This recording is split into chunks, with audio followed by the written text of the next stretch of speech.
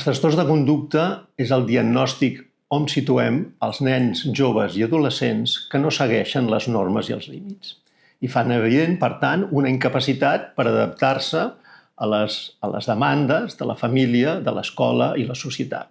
El que cada una d'aquestes estructures els hi demana, els hi sol·licita.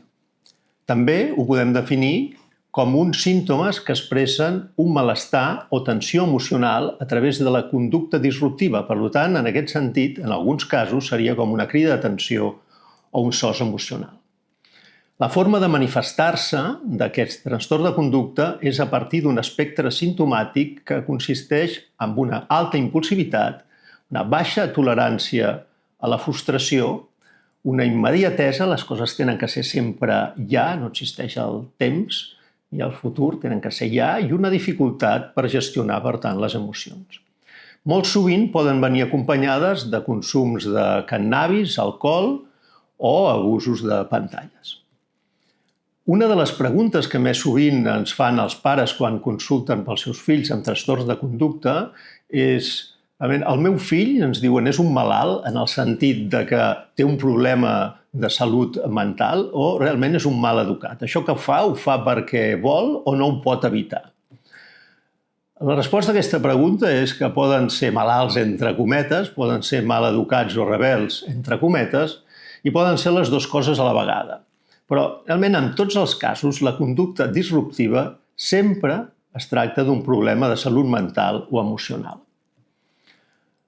Amb el diagnòstic de trastorn de conducta tal com l'hem fet, ens trobem amb pacients amb característiques molt diverses. Per tant, els símptomes, la manifestació és la mateixa, però l'estructura de base poden ser molt diferent. Per tant, el trastorn de conducta es pot convertir en un calaix de sastre on hi entren moltes coses.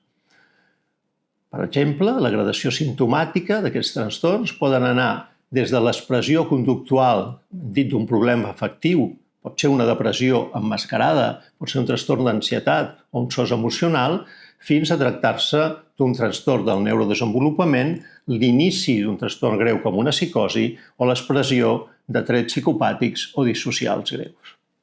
Per tant, és bàsic realitzar un diagnòstic de fons per poder valorar quin és el pronòstic i el pronòstic evolutiu, o sigui, quina serà l'evolució d'aquests símptomes.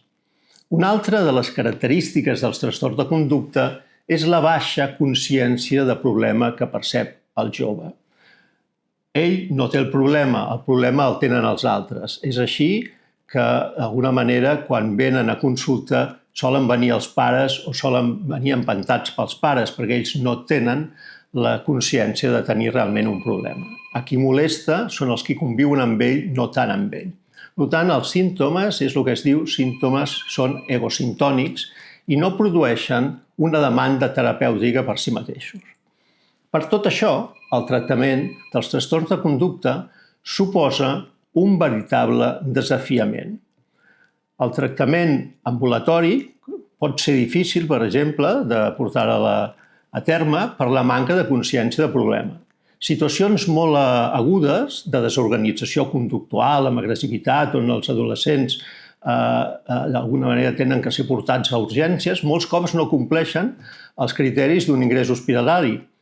I a l'escola pot resultar difícil la integració i poden anar d'expulsió en expulsió. Per tant, és difícil trobar un lloc que el trastorn de conducta s'hi adapti més o menys bé, perquè precisament contradiu totes les normes i els límits i, per tant, no respon a les demandes de cada estructura. Sempre s'hi posa en contra. Què ha de tenir, per tant, en compte els dispositius específics per tractar els trastorns de conducta?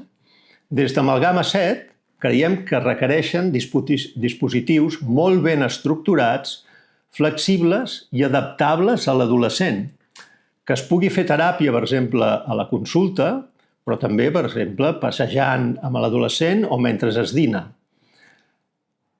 Que el tractament es pugui realitzar segons els símptomes i, sobretot, també segons el context de l'adolescent que té en aquell moment, és a dir, que es tingui que apartar del seu entorn més habitual o que es tingui que mantenir, es podrien fer a nivell ambulatori o amb un ingrés a un centre terapèutic, amalgama, l'anomenem escola terapèutica. I aquest ingrés pugui arribar, o aquest tractament en general, pugui arribar a tenir un atractiu per l'adolescent.